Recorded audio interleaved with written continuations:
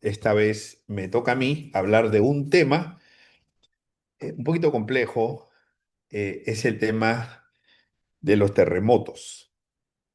A propósito de lo ocurrido en Colombia y también anteriormente en Venezuela y anteriormente en México, es decir, este año hemos tenido tres terremotos en América de alta magnitud. Y definitivamente somos digamos, estamos en una zona en América de alta vulnerabilidad.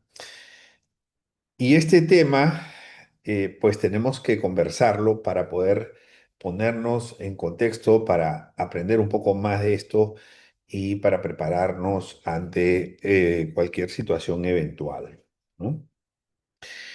Bueno, lo primero que quiero decirles es que de alguna manera yo estoy habituado a este tipo de noticias porque yo soy de Nazca. Ustedes tienen que haber escuchado de la placa de Nazca. Bueno, yo soy de Nazca, específicamente de un distrito que se llama San Juan de Marcona. Y viví ahí hasta los 9 años. Entonces, este tema de los sismos, los temblores y los terremotos, pues era el pan de cada día para mí, ¿no? Y aprendí a entenderlos, a diferenciarlos muy, muy intuitivamente, ¿no? Desde niño.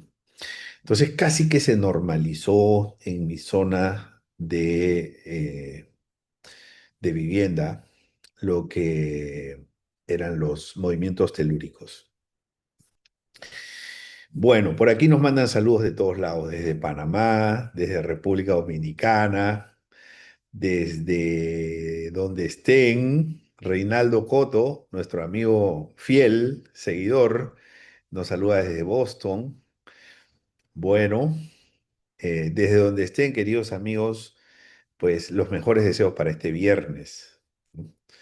Hoy es 14, hoy es día de pago, alégrense. Yo no me alegro porque yo soy el que paga, tú sabes, ¿no? O sea, los que cobran son los que se tienen que alegrar, yo no, yo pago. Bueno, señores, listo. Vamos a comenzar. Les he preparado una presentación bastante larga, por eso me demoré un poco, porque estaba afinando los últimos detalles, pero prefiero que sea así y que sea completa y que pues, puedan tener la mayor información posible, ¿no? Bueno, esa es mi hoja de vida. Lo único que faltó poner aquí en mi hoja de vida es que soy de Nazca, ¿no? Y que he nacido en Nazca, en ese lugar tan magnético. Hay mucho magnetismo, hay mucha energía en Nazca y sobre todo tan misterioso.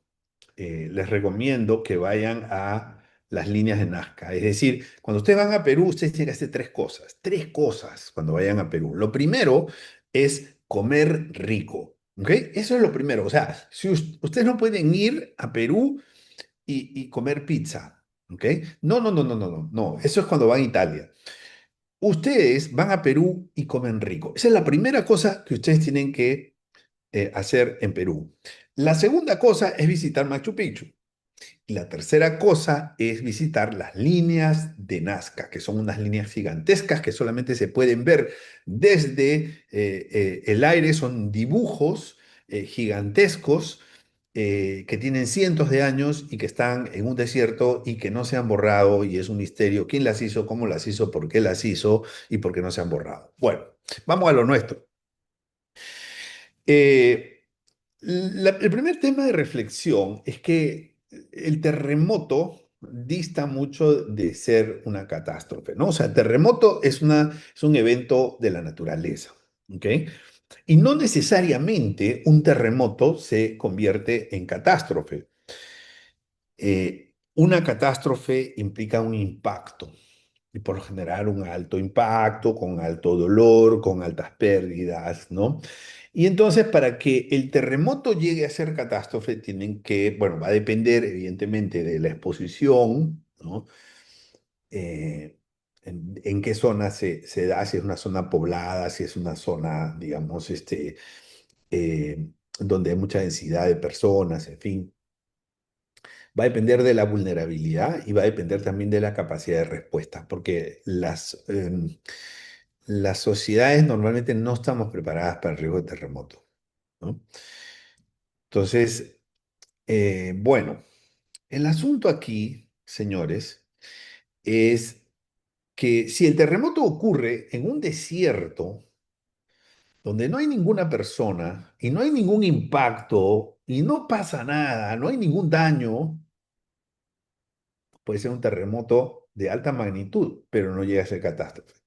Porque para que sea catástrofe, tienen que intervenir otras variables, la exposición, la vulnerabilidad y la capacidad de respuesta, ¿no? La exposición, si hay pues, una zona, que si es una zona muy poblada, una ciudad muy poblada. La vulnerabilidad, por ejemplo, si las construcciones son antiguas o no tienen refuerzos antisísmicos, ¿no? Y la capacidad de respuesta, que evidentemente es la preparación que tiene la sociedad para atender las emergencias, ¿no? Entonces, bueno, eso es conceptual. Entonces, ¿por qué ocurren los terremotos? Me voy a enfocar en América, en nuestro continente, básicamente.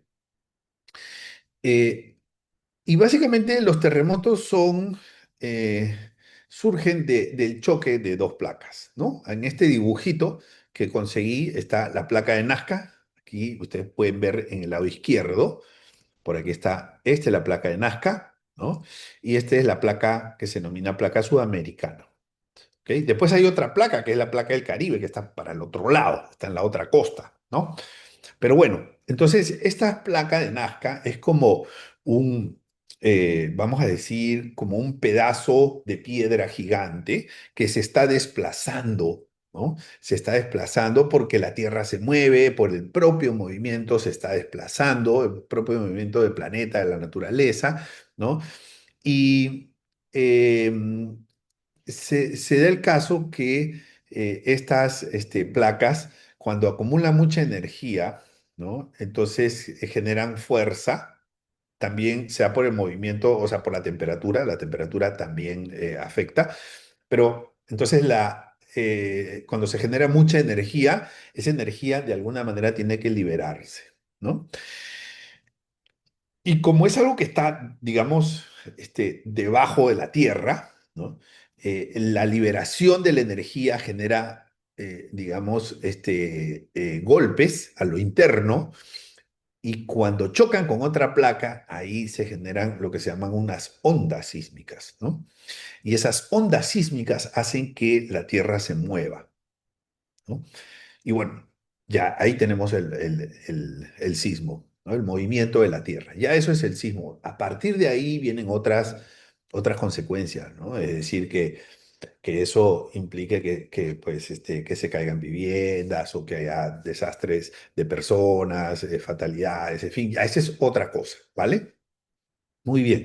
Pero entonces hay un choque que, digamos, esta fricción se da de manera permanente, pero cuando hay mucha energía acumulada, y eso es inevitable, ¿no?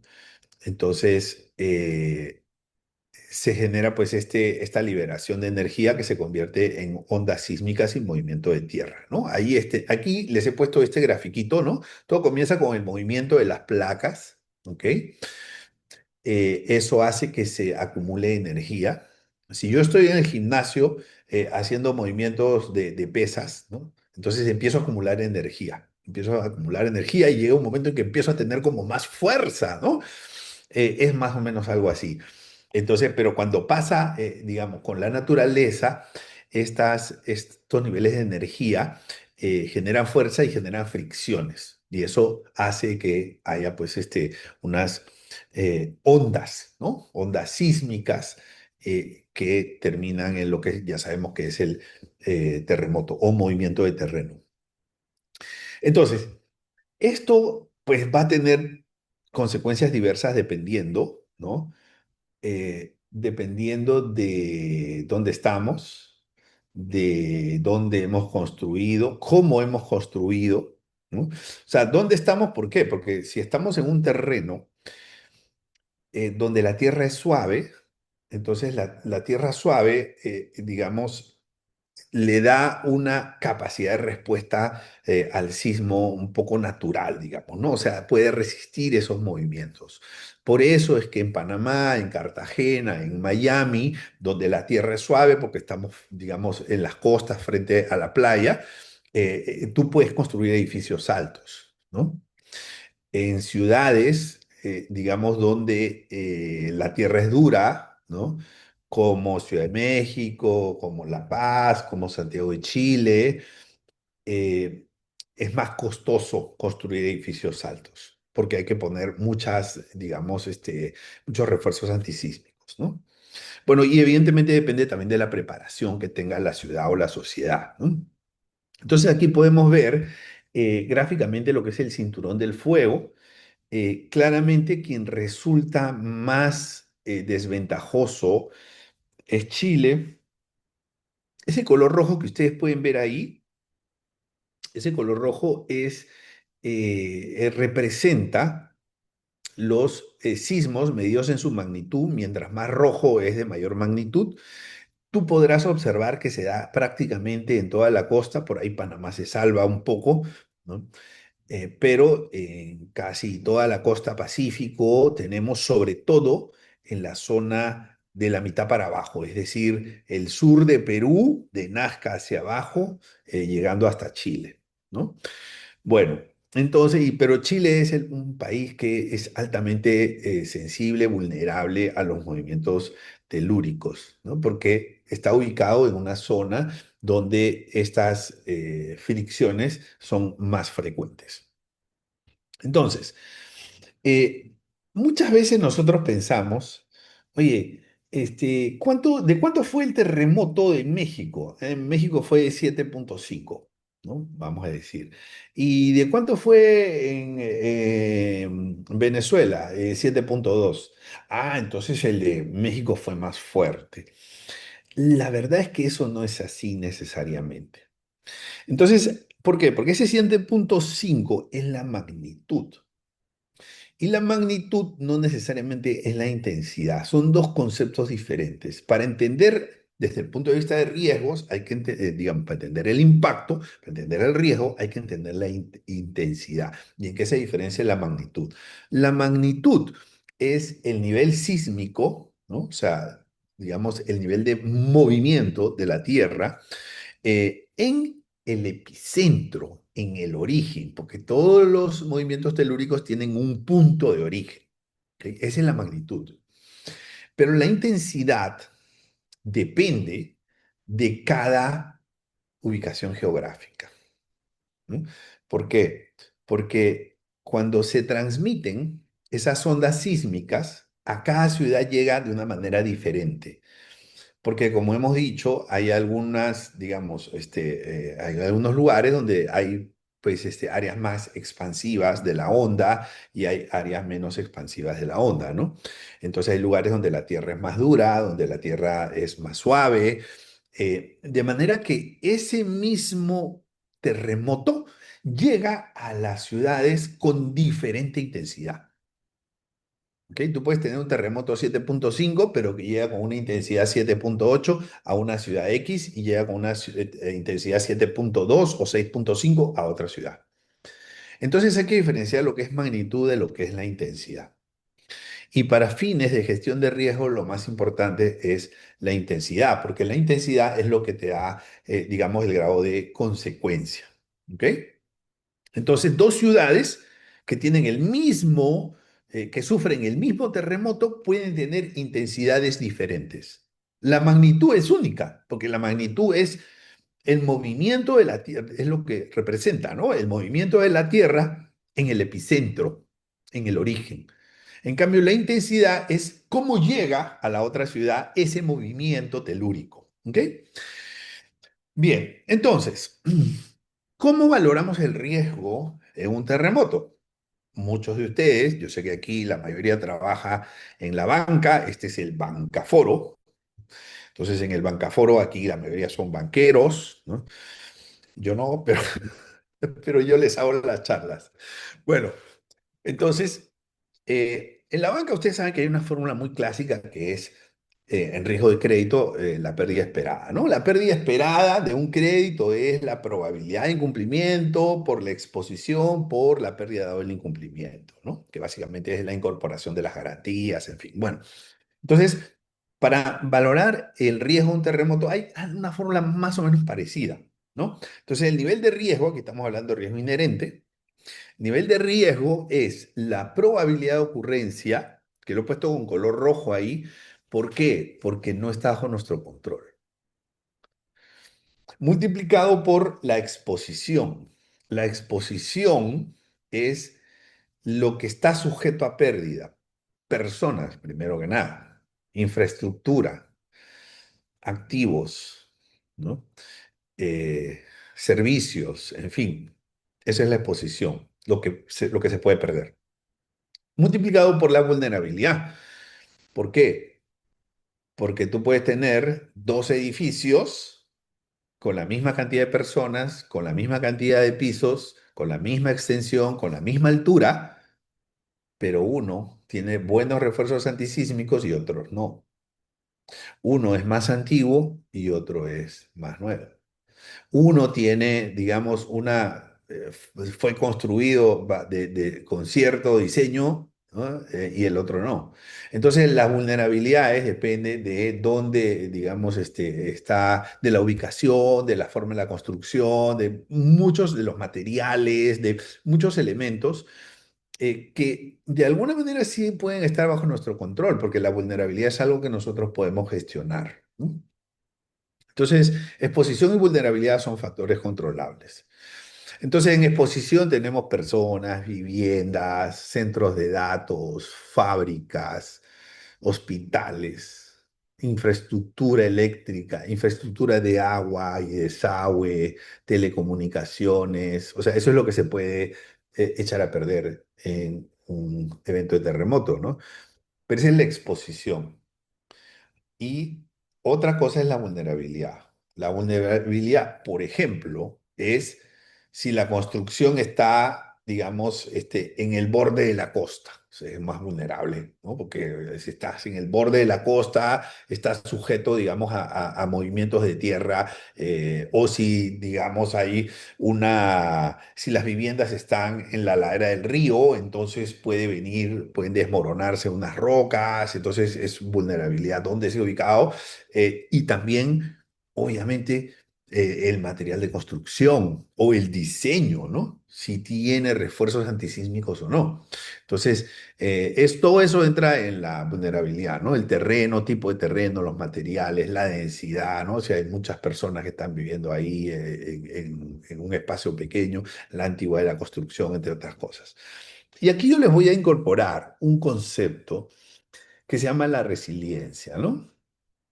Este aquí esta es una fórmula teórica, ¿no? O sea, esta fórmula no es matemática, ¿no? O sea, esto es como cuando Víctor Cooper dice, el éxito es igual a conocimiento más experiencia multiplicado por la actitud, ¿no? O sea, entonces es más o menos ese tipo de fórmula metafórica, ¿no? Entonces yo he puesto la resiliencia en el denominador. ¿Por qué? Porque es algo que reduce el nivel de riesgo, ¿no? La resiliencia es la capacidad que tenemos las personas, las empresas o las sociedades de adaptarse a nuevos entornos y de recuperarse rápidamente, ¿no? Y eso es algo que sí se puede trabajar. Eso es algo que sí se puede trabajar, ¿no? En este caso aplica el concepto de la capacidad de recuperación. Cuando una sociedad tiene un enfoque de prevención de riesgos de desastre, cuando tiene digamos, eh, una cultura, ¿no? Preventiva, puede trabajar la resiliencia, ¿no? Puede trabajar las capacitaciones, puede trabajar las preparaciones. No podrá tocar la probabilidad de ocurrencia del terremoto, eso está fuera de control, pero sí podrá tocar la forma como las personas respondemos ante un desastre. Porque de alguna manera nos preparamos, porque hacemos simulacros, porque tenemos recursos, porque tenemos redundancias, esa capacidad de recuperarse, ¿no? Pero hay muy poca cultura. ¿Por qué hay muy poca cultura? Porque como se trata de la sociedad, ¿quién tiene que cuidar a la sociedad? El Estado. El Estado. ¿Quién administra el Estado? Los gobiernos. Entonces, ¿qué pasa? Como estos riesgos catastróficos, como el terremoto o también el huracán, son riesgos de baja probabilidad de ocurrencia, pero de altísimo impacto, muchas veces se subestiman, ¿no? Y ya sabemos cómo funcionan los políticos, ¿no? No son los más preventivos ni proactivos. Entonces, se deja de lado la resiliencia y no se trabaja la resiliencia. ¿Ok? En las organizaciones, por ejemplo, muchos de ustedes que trabajan en bancos, sí pueden trabajar resiliencia de la entidad, pero a nivel de sociedad, sobre todo en Latinoamérica, es muy difícil trabajar la resiliencia porque quienes gobiernan, quienes nos gobiernan, tienen otras prioridades. Esa es la pura y cruda realidad.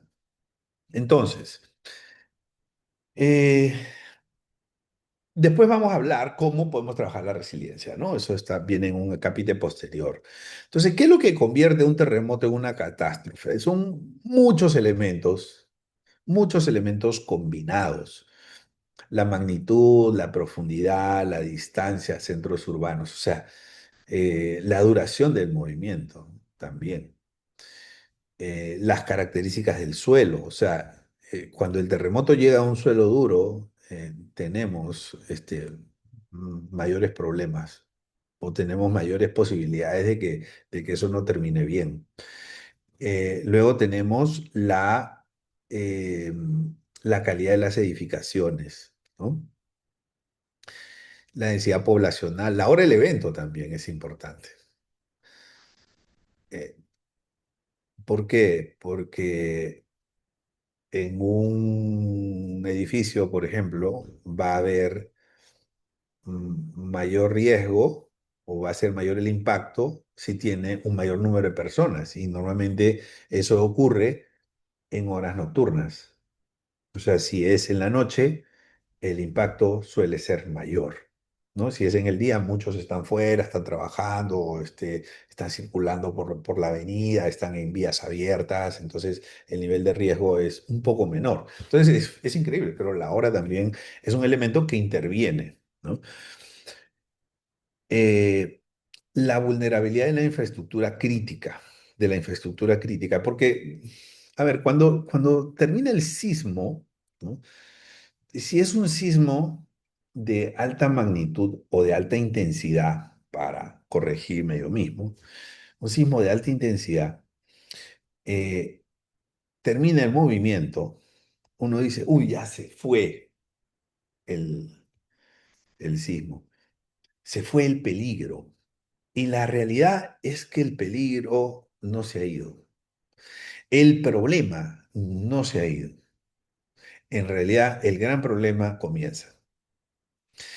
Porque eh, si las edificaciones han quedado destruidas, personas se han quedado atrapadas, no tenemos internet, no tenemos energía, no tenemos agua porque las tuberías se han roto, no tenemos capacidad de atender de los bomberos, de los médicos, no hay hospitales, ¿no? Porque claro, si no hay energía, los hospitales no pueden funcionar. Los hospitales tienen una capacidad para poder funcionar aproximadamente 10 horas autónomamente, ¿no? Tal vez un poco más, pero cuando se va toda la energía, porque por el movimiento telúrico se cayeron los cables eléctricos y, digamos, y no hay capacidad de recuperarnos rápidamente, entonces eso afecta la infraestructura crítica. Entonces el problema surge. Y además, las personas necesitan alimentos, tienen necesidades y, y no todos tienen. ¿Y qué pasa? Como se han ido la energía, se han ido los sistemas, no pueden pagar con tarjeta, no pueden pagar con el teléfono, necesitan efectivo, pero el efectivo no se puede conseguir porque si no hay energía, no hay cajeros automáticos. Entonces, realmente la crisis comienza luego de que el movimiento telúrico ha terminado. Bueno. Eh, el daño va a depender también qué tanto está preparada la población. En general no estamos muy bien preparados. En Perú, probablemente en Chile también hay un alto grado de conciencia de qué hacer en caso de terremoto, ¿no? Entonces, si tú vas a una función de cine, por ejemplo, en Perú, entonces llegas al cine y antes de que comience el cine te dan todas las instrucciones en caso que tienes que seguir en caso de terremoto, ¿no?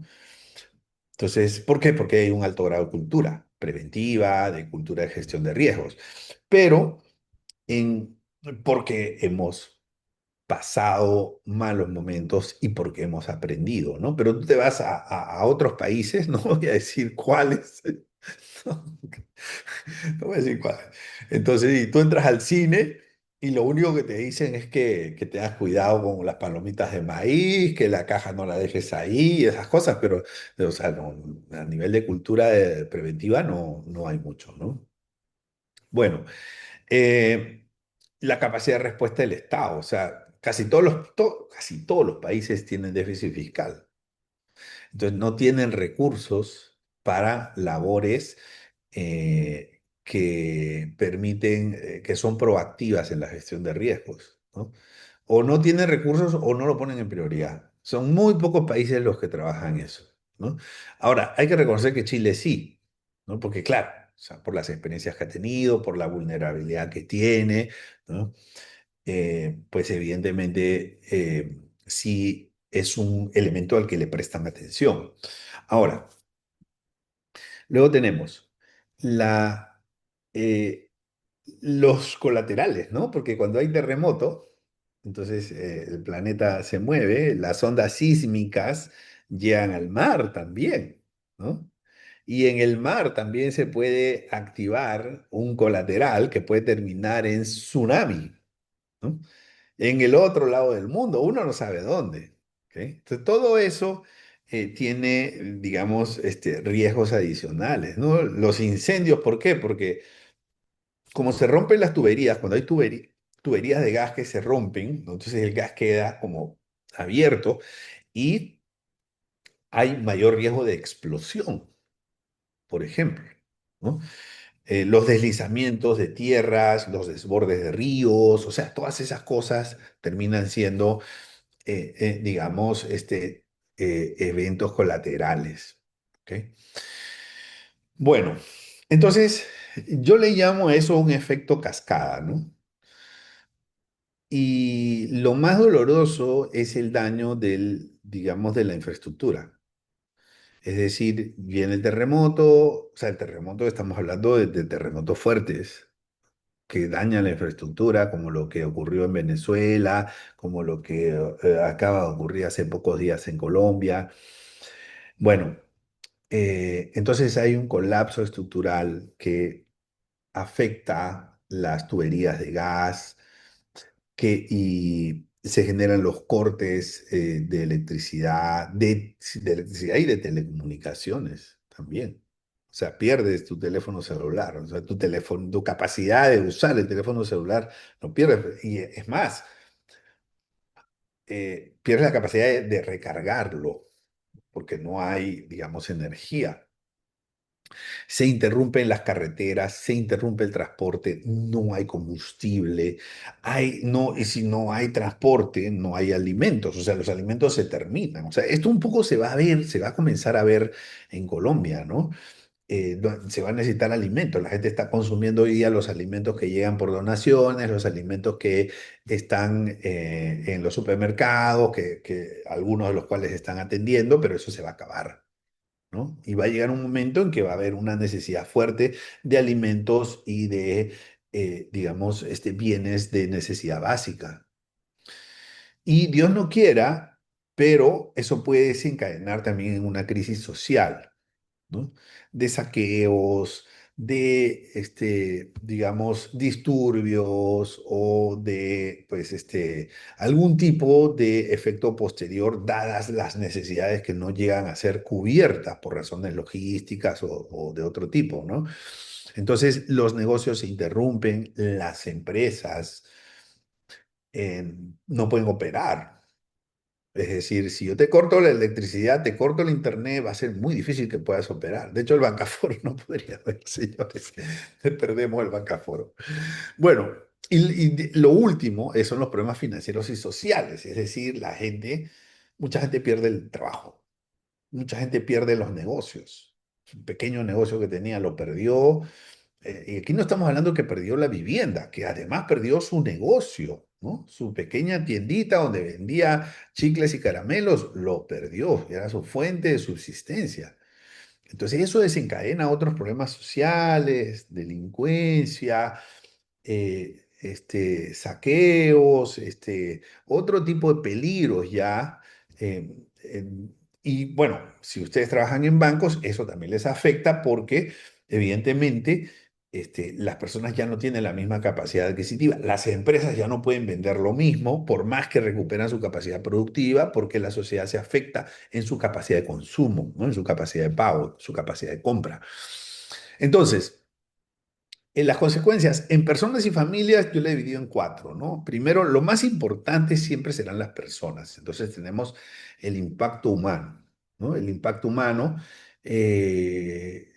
las fatalidades que ocurren, los fallecimientos, las lesiones, algunas llegan a ser perennes, las desapariciones que generan mucha angustia, el daño psicológico, las preocupaciones, todo eso, pues es un impacto directo a las personas, ¿no? O sea, ahí hay un primer elemento en las personas y en las familias, y es lo más importante. En un segundo elemento es lo que les decía, el impacto patrimonial. O sea, las viviendas que se pierden, el vehículo que se pierde, los muebles que se pierden, los bienes personales. O sea, hay, digamos, algunos bienes que tienen un carácter simbólico para nosotros, ¿no? Un libro, una ropa o lo que sea que, pues tenía un carácter especial, personal para nosotros que se termina perdiendo, ¿no?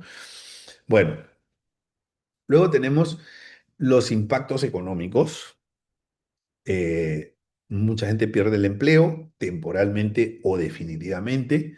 Se caen los ingresos, o sea, hay una afectación económica a la sociedad en general. Claro, habrán personas que se afectan más, habrán personas que se afectan menos. Y tiene que gastar más. O sea, tiene que gastar más, ¿por qué? Porque ya no tienen la misma disponibilidad, las mismas facilidades que tenían antes, ¿no? Entonces hay un aumento de gastos, algo así se vio en la época de la pandemia también, y una pérdida de capacidad de pago, de capacidad de compra de las familias, ¿no? Entonces, esto genera en una etapa siguiente un impacto social. Primero, la gente empieza a migrar a otra ciudad, es lo que se conoce como el desplazamiento social. Luego tenemos que hay interrupciones en los servicios de salud y de educación, que son cosas básicas, ¿no? O sea, una sociedad puede adolecer de muchos problemas, pero lo que no puede dejar de hacer es darle salud y educación a sus integrantes, ¿no? Y esto se ve afectado. Entonces hay un impacto social ahí. La inseguridad, como les decía, ¿no? O sea, eh, mayores crímenes, delincuencia, prostitución, saqueos, extorsiones, o sea, una serie de cosas que empiezan a dañar el clima social y la salud social. Escasez de bienes y servicios, hay cosas que empiezan a escasear, ¿no? Por ley de oferta y demanda se alteran los precios, la gente pues tiene mayores angustias también, ¿no? Y se afecta la calidad de vida eh, por todas estas distorsiones en precios y en cantidades y en disponibilidades. Bueno, en las empresas, aquí lo primero que hay que hacer es desterrar el mito de pensar que, mira, ¿qué pasó con el edificio? Nuestra casa matriz, ¿qué pasó? No pasó nada, no se cayó, no se cayó. Ah, bueno, seguimos. Espera. No, no, no, no, no, no. Eso es lo de menos. ¿Por qué? Porque hay otros elementos que pueden desencadenar la discontinuidad del negocio. Por ejemplo, las personas. O sea, el edificio puede estar ahí, pero si tú tenías un responsable de tecnología, ¿no? Y esa persona se vio afectada, se enfermó, falleció, en fin, y ese responsable ya no lo tienes, ¿cómo no se va a afectar las operaciones del negocio? ¿Ok? O responsable de ventas, o responsable de compras, o responsable de finanzas, o de lo que sea. Entonces, como te decía, las personas sufren desde situaciones que van de una preocupación hasta incluso una fatalidad. Luego, las instalaciones. El edificio puede estar ahí, pero no se puede usar o, digamos, o sea, no está, digamos, activo, o de repente tiene un deterioro, o de repente hay una rajadura y ordenan que no se pueda usar mientras tanto, ¿no? Eso afecta a la continuidad del negocio. Tecnológicamente también, ¿no? Los servidores, los centros de datos, las telecomunicaciones, o sea, son tantos elementos que pueden afectar la continuidad crítica de la organización. Los servicios públicos esenciales. Entonces uno cree que siempre vamos a tener disponibilidad de internet, de la electricidad, del agua potable, de los servicios de desagüe. Esa es otra cosa que no se menciona mucho, los servicios de desagüe, ¿no? Porque si no hay, lo que pasa es que las tuberías se rompen. Entonces, cuando no hay un buen sistema de desagüe, ya vienen los problemas de salud. Pero no hay hospitales, no hay servicios hospitalarios completos. Entonces empezamos a caer en digamos, en un problema que crece como bola de nieve. ¿Ok? No hay combustible, ese tipo de cosas, ¿no? Y si hay, está en el mercado negro a sobreprecio, ese tipo de cosas. Llegan con la crisis de estas situaciones. Luego tenemos, en el caso de los proveedores, ¿no? En el caso de los proveedores, eh, los proveedores también pueden tener problemas de interrupción en sus servicios. Entonces, y muchas veces nosotros dependemos de los proveedores y creemos que los proveedores siempre van a poder resolver, porque si no resuelven, no me pueden vender, y si no me pueden vender, ellos no cobran. Entonces, ellos deberían estar interesados en resolver su discontinuidad de negocio. Pero cuando son situaciones de fuerza mayor, el proveedor, por más que quiera, no va a poder. Y eso me va a afectar a mí también. Luego tenemos la logística, ¿no? O sea, la logística que se afecta, los puertos, los aeropuertos, las carreteras, incluso algunas carreteras se interrumpen, el transporte en general. Los clientes ya no tienen la misma cantidad de recursos para poder comprar. Se afectan, porque como les decía, algunos han perdido el empleo, ¿no? Y eh, está también la situación financiera de las empresas, ¿no? Menores ingresos, mayores gastos, menor liquidez, menor solvencia. Entonces las empresas también se empiezan a afectar. Eh, hay una oficina de las Naciones Unidas de reducción de los riesgos de desastre. Ellos tienen un documento, ¿no? En donde proponen digamos, aproximarnos hacia un mecanismo de resiliencia, ¿no? Para el caso de desastres. Es un documento bien interesante. Les voy a pasar el link. Terminando la charla, les paso el link de este documento. Muy interesante, muy, muy práctico. Y sobre todo para pequeñas y medianos negocios, porque ellos entienden que es muy importante que haya una resiliencia no solamente de la sociedad, sino resiliencia empresarial. Porque esa resiliencia empresarial permite que los negocios continúen, que la gente siga recibiendo ingresos y que los daños colaterales se reduzcan. Cuando no hay una buena resiliencia, cuando los negocios no pueden continuar, vienen los problemas sociales, que ya les he mencionado, la delincuencia, los saqueos, las extorsiones, muchos de esos problemas de los cuales después, una vez que empiezan a aparecer, es difícil salir, ¿no? Bueno, entonces, en una entidad bancaria, ¿qué consecuencias puede tener el terremoto? Bueno, se activan los diferentes riesgos, riesgo operacional, ¿no? Cajeros fuera de servicio, empleados que no pueden ir a trabajar, data center que no funciona, procesos críticos interrumpidos, proveedores que no pueden dar el servicio, riesgo operacional, riesgo de crédito, familias que perdieron el empleo, no pueden pagar su deuda, riesgo de liquidez. Riesgo de liquidez, ¿por qué? Porque hay más necesidad de efectivo, ¿no? Entonces la gente necesita más efectivo. ¿Por qué? Porque en menos lugares se aceptan tarjetas de crédito. Dependiendo de la ciudad, cuando la ciudad es grande, entonces es más probable que se encuentren mecanismos para poder hacer pagos electrónicos. Pero cuando las ciudades son pequeñas o pueblos pequeños, ¿no?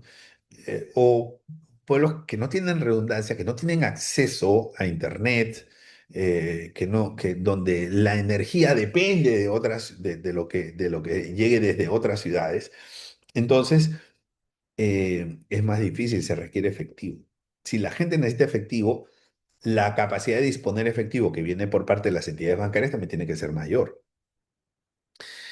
Eh, Hay riesgo de mercado, volatilidades también, ¿no? Eh, Más reclamaciones por seguros. En servicio al cliente se afecta muchísimo la capacidad de atención que tienen las entidades financieras.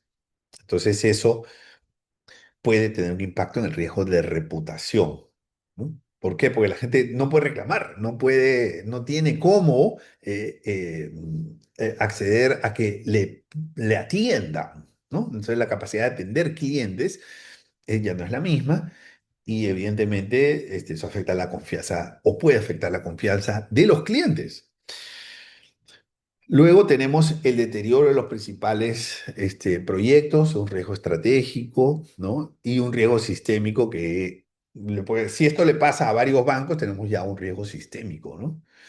Entonces vamos a hablar de la gestión de riesgos antes, durante y después, ¿no? Antes, o sea, ahora, por ejemplo, si ustedes están en Panamá o están en República Dominicana, no ha ocurrido terremoto, entonces hay que trabajar estos antes, que son 7 elementos. Conocer la exposición, ¿ok? ¿Qué tenemos en exposición?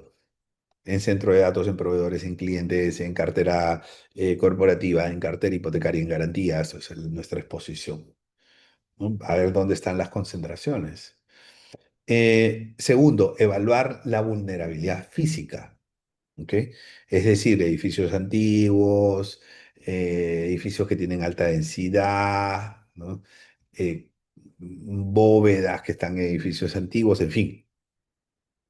El vía, hay que hacer el vía, todas las entidades lo hacen, es más, el regulador siempre está solicitando que se haga el vía por lo menos una vez al año, ¿no? Entonces el vía lo que nos va a decir es qué procesos no deberían detenerse y nos va a permitir establecer un tiempo de recuperación, ¿ok? Y un objetivo de punto de recuperación que es hasta dónde nosotros podemos perder operaciones, ¿no?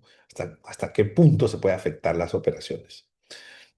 El, el BCP, que es el Business Continuity Plan, que debe contemplar escenarios, ¿no? Que incluyan que no se puede usar la oficina, de escenarios severos, ¿ok? Que algunas personas no están y todas esas cosas. La recuperación de desastre, muy importante la redundancia, porque si tú tienes un centro de datos A que tiene una redundancia que es el centro de datos B, pero las dos están en la misma ciudad, eso no es una redundancia geográfica, puede ser una redundancia tecnológica, pero no es geográfica. Viene el sismo y se van los dos centros de datos, ¿ok? Entonces lo que tú vas a necesitar es tener un centro de datos C que tiene que estar en otro lado, que tenga una independencia de riesgo sísmico, ¿no? Bien. Luego tenemos los simulacros, son muy importantes que se trabajan antes. Simulacros, no solamente de que ocurre el sismo, sino los simulacros digamos, de qué hacer ante el sismo, que eso es muy clásico, ¿no? Que son 5 minutitos, tenemos que bajar todos por la escalera, ¿no? Nos ponemos afuera, después ya pueden subir y subimos, ¿no? No se trata solamente de eso. Se trata de los simulacros, por ejemplo, de crisis. Estamos en crisis, ¿no? ¿qué hacemos? Tenemos a toda la gente pidiendo efectivo y no tenemos cómo llevarles el efectivo porque las carreteras están interrumpidas. Contratamos helicópteros. Bueno, traemos el dinero en helicóptero. Ya, muy bien. Ah, pero la póliza de seguro no cubre eso. Ah, ¿y ahora qué hacemos? Bueno, aquí tenemos que llamar. No sé a quién llamamos para que la póliza de seguro pueda cubrirnos, le explicamos. O sea, entonces uno va a empezar con esos simulacros, uno empieza a entender cuáles son los protocolos más adecuados y se prepara mejor para el momento en que ocurra. ¿Ok? Bueno, luego tenemos las transferencias de riesgo, ¿no? Las transferencias de riesgo son pólizas de seguros, reservas de liquidez. Hay una modalidad que son los bonos catastróficos, que me encanta ese tema y que ojalá, probablemente lo vamos a tocar en otro Bancaforo, bonos catastróficos, pues un tema fascinante. Eh, Hay cosas que nosotros podemos hacer como organización antes de. En el durante, aquí no hay mucho que decir, pero lo más importante que les tengo que decir es que el objetivo es proteger la vida. ¿Ok?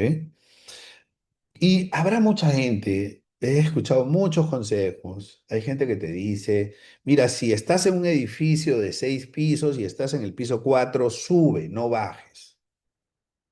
Y ponte boca abajo en el último piso, ¿no? Bueno, eso dicen algunos especialistas. Yo estoy en un edificio, estoy en piso 16, así que yo no puedo hacer. Mi piso tiene 25, creo, mi edificio, entonces yo creo que no puedo hacer eso. Pero he escuchado eso. Como yo soy de la vieja escuela de Nazca, ¿no? Entonces ahí nos manejamos de una manera diferente. ¿Ok? Pero lo que sí aprendí en Nazca, en mi escuela de la calle, es que no hay que perder la calma, porque cuando tú pierdes la calma, te resbalas, te caes, y en esas caídas te puedes dislocar el tobillo, te puedes dislocar el hombro, la rodilla, o sea, entonces mejor mantén la calma. ¿No? Eh, lo aprendí. Y yo sé que es fácil decirlo, pero es difícil practicar. Pero bueno, yo lo practiqué muchas, o sea, yo tuve oportunidad de hacer muchos simulacros, digamos, ¿no? Y yo recuerdo que hace 4 años, yo estaba dando una clase, así online.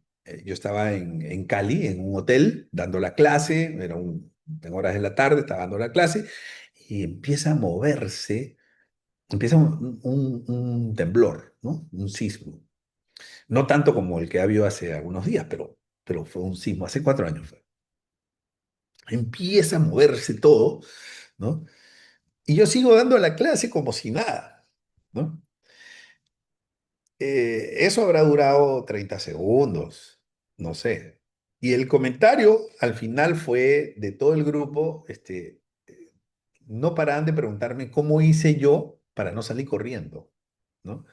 Y es que yo sabía que ese no era un sismo de peligro. O sea, en mi vieja escuela de Nazca yo aprendí a decir, este sí es de peligro, ¿no? Y este no. Cuando viene rápido, ¡pum! Ese es de peligro. Ese tiene que salir rápido. Cuando viene lentito, no, digamos, lo más probable es que no sea tan peligroso, ¿no? Digo, eso fue lo que yo aprendí, pero puede que en algunos casos no funcione. En todo caso, me sirvió para mantener la calma de ese templo. Y eso está grabado, ¿no? O sea, se ve en la grabación cómo yo estoy dando la clase y todo lo de atrás se empieza a mover y yo sigo dando la clase. Bueno, entonces, a mí lo que me funciona de la vieja escuela son los triángulos de seguridad. O sea, los triángulos que es irte digamos, a la esquina, ¿no? A una esquina de las 4 paredes de un salón y en la esquina y te tapas la cabeza y te pones y digamos, te pones en ejercicio o sea, sentado, ¿no? Con las rodillas arriba, te tapas la cabeza y eso es lo que yo aprendí, digamos, ¿no? Ahora hay gente que te da otro tipo de consejos, pues debajo de la mesa, no sé qué. Eso puede funcionar, no lo sé, pero para mí el que vale siempre es el de la esquina. Y yo me quedé con ese, me casé con ese, lo sigo siempre, ¿no? Y obviamente evitar el uso de ascensores y todo lo demás, ¿no? Y sobre todo no gritar, ¿no? Eso es muy importante, porque hay que ser responsable. Si tú gritas, claro, de repente tú estás desfogándote, ¿no? Como cuando vas en la montaña rusa, ¿no? Pero tú no sabes el daño que le puedes causar a otras personas que te escuchan gritar, ¿no? O sea, elevas, digamos, su nivel de cortisol. Entonces, sobre todo eso es muy importante, no gritar, ¿no? No gritar. Además que si tú gritas, alguien puede estar pidiendo ayuda y no se va a escuchar porque tú estás gritando, ¿no? Y entonces en el después, en la primera hora, personas, lo prioritario. Luego, en el rango de 1 a 6 horas, evaluar la crisis. ¿Ok? Tu Business Continuity Plan, tu recuperación de desastre, comunicaciones, comité de crisis, hasta 24 horas, la priorización de los servicios. Después viene la estabilización, ¿no? O sea, ver cómo está todo, el nivel de impacto que ha tenido la organización y después aprender. Aprender para que, o sea, ver qué cosas se pudieron haber hecho mejor, cómo podríamos haber estado mejor preparados. Muy bien, un ejercicio de estrés ayuda muchísimo en las organizaciones, sobre todo porque te hace preguntas interesantes, ¿no? Te lleva a tener preguntas que digamos, es posible que eso nunca suceda. Es posible que nunca suceda, pero siempre es bueno hacerse digamos, hacer el ejercicio. Te ayuda en el entrenamiento y en la preparación. Llevar unos KRIs, por ahí les he puesto 7 KRIs, ¿no? Los que más me gustan son los últimos. Pérdida máxima probable, cuánto es lo máximo que podríamos perder sobre patrimonio, ¿no? Neto de seguros y todo. Y la pérdida esperada, que no es lo máximo que podemos perder, sino es la pérdida más probable de perder, que la que tiene mayor probabilidad, pérdida esperada. ¿Cuánto representa eso del patrimonio? Eso te da más o menos una idea de la exposición. ¿Ok? Bueno, y otros, ¿no? Exposición de la cartera, exposición de la infraestructura, la resiliencia tecnológica, el grado de preparación que tenemos, la dependencia de terceros, ya, esas son otras métricas. La pirámide de prioridades, ya estamos terminando. Lo más importante es la vida de las personas. Eso siempre será lo más importante. Lo segundo más importante son los servicios básicos, los servicios que se denominan esenciales. Salud, energía, hoy en día es internet también, ¿no? Agua potable, fundamental. Lo tercero es la continuidad de los negocios. Los negocios son importantes. Sí son importantes. Eh, porque los negocios generan ingresos y contribuyen a la economía de las familias. ¿Ok? Cuarto, la estabilidad financiera, el ordenamiento, ¿no? Y quinto, ya en el mediano a largo plazo, la recuperación económica. Bueno, reflexiones finales. Primero, los terremotos no los vamos a poder evitar, pero sí podemos gestionar sus riesgos, las consecuencias. Dos, magnitud no necesariamente es daño. La magnitud, recuerda, es el nivel del sismo en el epicentro. Tienes las intensidades y esas intensidades además se combinan con exposición, con vulnerabilidad y con resiliencia. Y el resultado de eso es el daño. Tres, hay un riesgo multidimensional para las entidades financieras. O sea, un terremoto, a diferencia de un fraude, que es un riesgo operativo, cuando ocurre un terremoto, no solo es un riesgo operativo, es un riesgo multidimensional que activa muchísimos otros riesgos, 8 o 10 riesgos más. La preparación es fundamental para poder tener una rápida capacidad de recuperarnos y sobre todo, lo más importante, preservar la vida de las personas, ¿no? Y el éxito no es que nada falle, porque vamos a tener fallas. El éxito es proteger las vidas, tener servicios críticos básicos, reducir las pérdidas económicas lo máximo que se pueda y tener una rápida recuperación en la medida de lo posible y de lo que nos hayamos preparado. Amigos y amigas, muchas gracias.